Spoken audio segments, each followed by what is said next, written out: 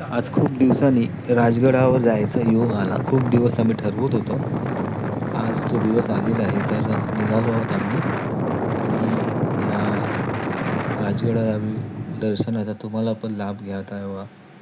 हे बघा, जाताना आम्ही असे रोपवेने गेलो होतो. फार सुंदर अनुभव होता. सरकारने ही सोय केलेली आहे. जेणेकरून एवढे जवळजवळ 1700 फूट उंचीवर अंतर 10 ते 15 मिनिटाच्या आत आपण गडावर पोहोचता येते. चालत पण येऊ शकतो, पण त्याला 1.5 ते 2 तास लागतात. आम्ही रोपवेचा मार्ग अवलंबला. वर जातानाचे हे विहंगम दृश्य पहा. पावसाळ्यात तर अतिसुंदर आणखीच दिसून येत असेल. एवढ्या उंचावरती हा गड उभाच्या उभा आहे. खरंच वर जाताना अंगावर काटे येत होते. आपण पण बघाल असालच. आता थोड्याच वेळात आपण वरती जाऊ आणि तिथे पोचू आणि नंतर हळूहळू संपूर्ण गडाची माहिती तसेच तिकडचे स्थळ ठिकाणी आपण त्याचा माहिती होणार आहोत. आपण पण ती घ्यावी आणि त्याचा आनंद घ्यावा.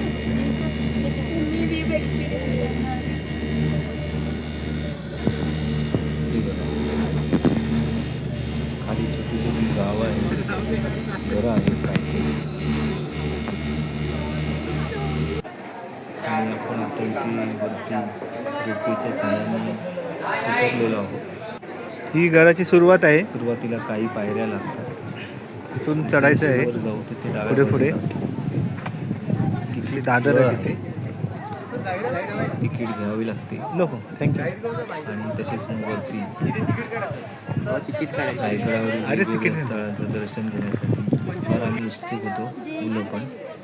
आणि हे बघा, अशी सुरुवातीला पायऱ्या मिळतात आणि हा बाजूचा परिसर फारच सुंदर आहे. स्वतः अनुभव घेताना आणखी वेगळा आनंद येतो आपल्याला. चला तर पुढे जाऊ आपण. पुढे परत थोड्या पायऱ्या लागतात आणि इथूनच आपला महाराजांचा या राजधानीचा रायगडावरील किल्ल्याच्या दर्शनाचा आपण जय. गडावरती मी आपल्या फॅमिलीचं सहर्ष स्वागत करतो. गडावरती माझी एक ओळख करून देतो. माझं नाव मंगेश शिंदे. याच्या आधी गड पाहिला असेल किंवा नसेल, आज गड प्रत्यक्षात बघतोय. आज आपण गडावरती रोपे प्रकल्पाने आलात. ही गडाची मागची बाजू आहे. जी गडाची समोरची बाजू, याआधी कधी तुम्ही पायी आला असाल, ती समोरची बाजू आहे. 2000 प्लस पायऱ्या आहेत. 3.5 किलोमीटरचं अंतर आहे. रोपे प्रकल्पाने 5 मिनिटात येतो. पाहिता ते महाता गडाची जी हाईट आहे 1375 फूट आहे.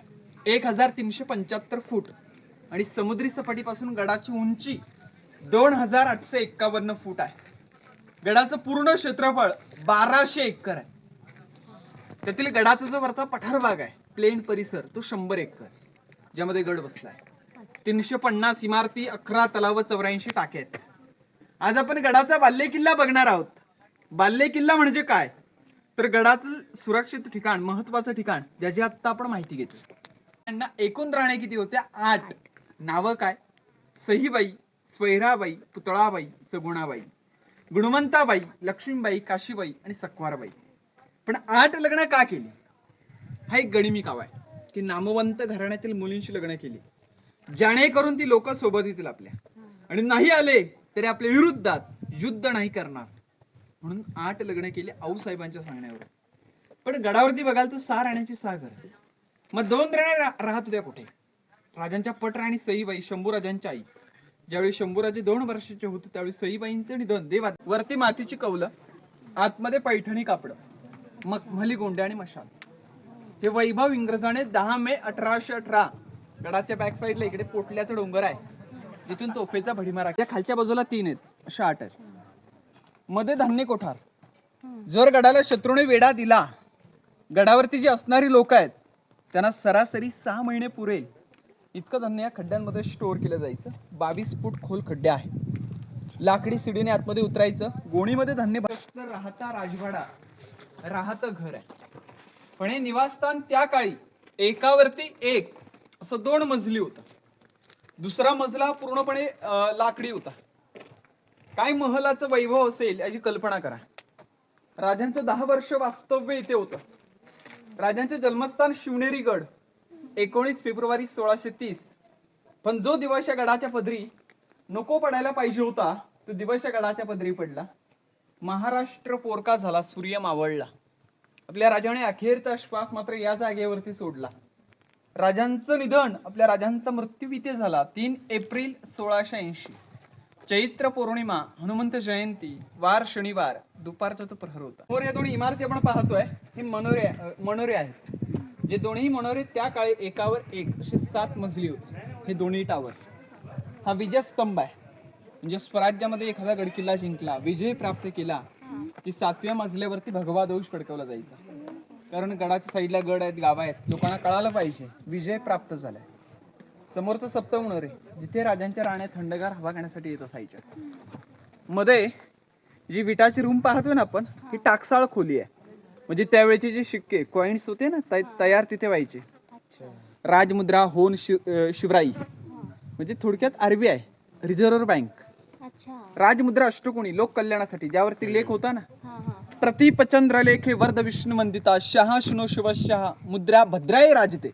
अर्थ असा होतो की प्रतिभेचे चंद्र याचा प्रकाश कलेने वाढतो. तसेच शहाजी राजांचे पुत्र छत्रपती शिवराय यांचं स्वराज्य चंद्राच्या कलेप्रमाणे वाढावं ही श्रींची इच्छा.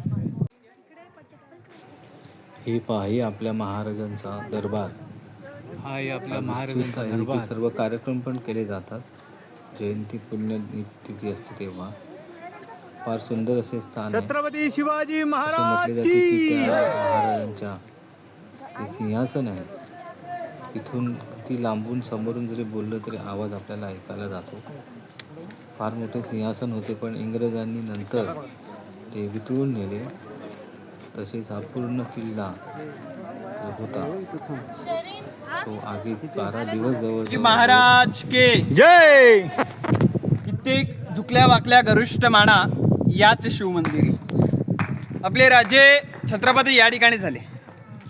या ठिकाणी आपल्या राजांचं रत्नजडित 32 मणाचं सुवर्ण सोन्याचं सिंहासन होतं. एक मण 40 किलो, असं 1280 किलो रत्नजडित सोन्याचं सिंहासन आपल्या राजांचं या ठिकाणी होतं. आज आपण सिंहासनाची प्रतिकृती म्हणून राजांच्या अंगावरती छत्र पाहतोय. या छत्राला इतिहासामध्ये मेघडंबरी असं म्हटलेलं आहे. 1985 मध्ये बसवली. भारताचे 7वे राष्ट्रपती डॉक्टर ज्ञानेंद्र सिंग यांच्या हस्ते. आतमध्ये शिवप्रतिमा 6 जून 2009 युवराज छत्रपती संभाजीराजे राजांचे वारसदार यांनी 2009 मध्ये शिवप्रतिमा या ठिकाणी बसवलेली आहे. सिंहासनाच्या डाव्या उजव्या साईडला राष्ट्रमाता राजमाता जिजाऊ मासाहेब, शंभूराजे, राजाराम राजे, राजांच्या राण्या, गागाभट्ट, मंत्रिमंडळ यांना बसण्याची व्यवस्था या ठिकाणी केली गेली होती. समोरची इमारत नगारखाना आहे, ज्याच्यावरती नगारे, सणाई, चौघडे वाजले खाली महादरवाजा बंद व्हायचा. दरबारामध्ये इको साऊंड होतो. कुठल्याही कोपऱ्यातून कागद फाडला तरी त्या कागदाचा आवाज समोर ऐकायला जातो आणि समोर फाडलेल्या कागदाचा आवाज 4ही कोपऱ्यातून ऐकायला जातो.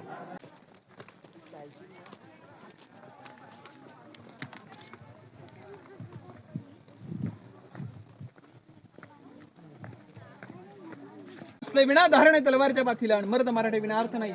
महाराष्ट्राच्या काळ्या मातीला, महाराष्ट्राच्या काळ्या मातीला या ठिकाणी आपलं महत्वाचं गडदर्शन झालेलं आहे. जय जिजाऊ, जय शिवराय, जय शंभूराजे, बोला छत्रपती श्री शिवाजी महाराज की जय. धर्मवीर. ही बाजारपेठेचा भाग आहे इथे. आता हा बघा, इथे आधी बाजार भरत असे. पूर्ण बाजारपेठ आहे इथे.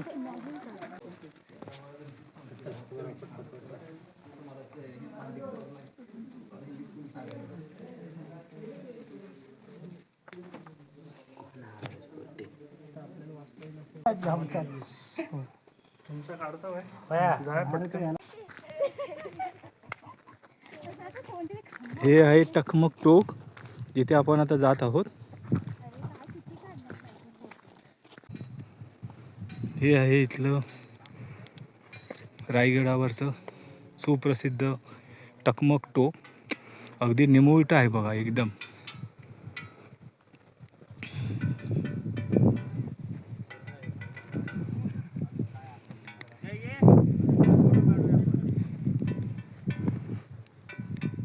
असं म्हणतात की या टोकावरून कलेलूट केला जायचा जर कोणी गुन्हा वगैरे केला असेल तर. फार भयानक टोक आहे, बघू शकता आपण.